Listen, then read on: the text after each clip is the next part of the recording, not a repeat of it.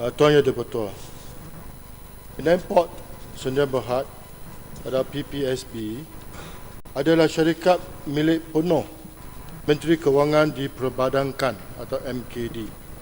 Pada masa kini, kerajaan belum bercadang untuk menswastakan PPSB kepada mana-mana pihak, memandangkan PPSB kini memikul tanggungjawab sosial yang berat melalui operasi perkhidmatan feri yang mengalami kerugian.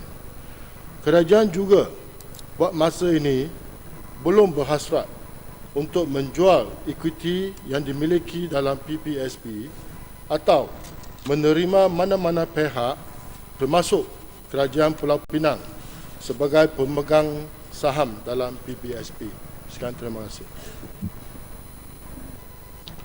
Yang saya tahu, Datuk Menteri Pertua, dasar kerajaan bila menswastakan operasi-operasi kerajaan melalui syarikat-syarikat ataupun GLC adalah tujuan untuk meningkatkan kecekapan dan juga memperkukuh budaya kerja dan menjadikan syarikat-syarikat itu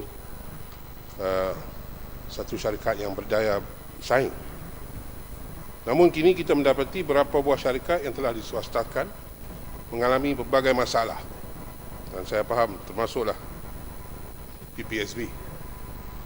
Dan yang lebih menjadikan terpaksa setengah-setengah syarikat ini gulung tikar. Serta ada juga yang masih beroperasi tetapi masih dapat suntikan kewangan daripada kerajaan. Soalan saya Tuan Ketua ialah, apakah kriteria pemilihan sesebuah syarikat kerajaan yang boleh diswastakan dan berapa banyak lagikah yang bakal syarikat-syarikat yang akan diswastakan?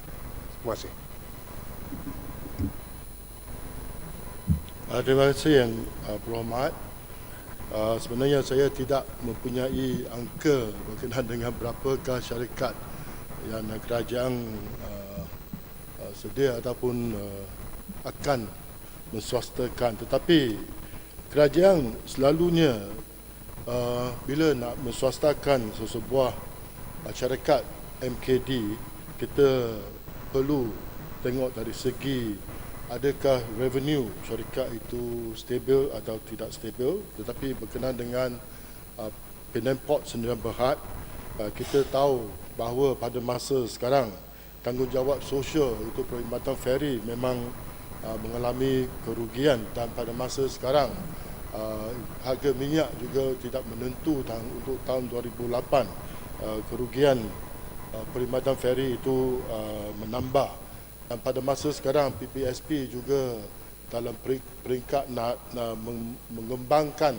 perkhidmatan tambahan 600 meter jeti lagi, dan ini semua adalah itu perkara-perkara yang kita perlu ambil kira sebelum kita nak menentukan adakah kerajaan akan menswastakan syarikat PPSB. Sekian, terima kasih.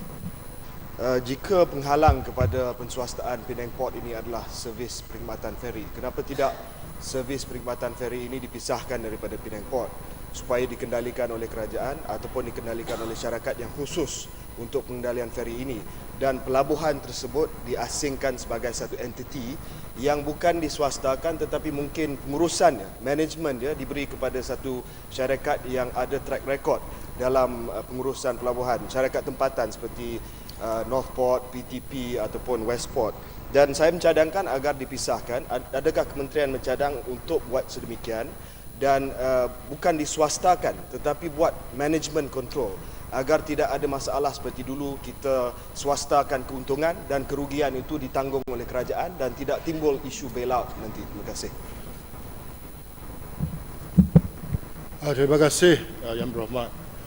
Memang Kementerian Kewangan itu MKD adalah dalam peringkat perbincangan dengan syarikat prasarana untuk prasarana mengambil milik aset perkhidmatan feri, tetapi kita belum sampai ke satu keputusan lagi untuk menswastakan perkhidmatan feri, dan perkhidmatan feri memang selama ini telah pun mengalami banyak kerugian, dan kerajaan ambil itu sebagai satu tanggungjawab sosial yang kita tidak boleh mengabaikan, dan semua pihak termasuk Kerajaan Pulau Pinang juga tahu bahawa perkhidmatan feri itu adalah satu tanggungjawab berat, dan Kerajaan Pulau Pinang sendiri sehingga juga tidak bersedia untuk mengambil alih perkhidmatan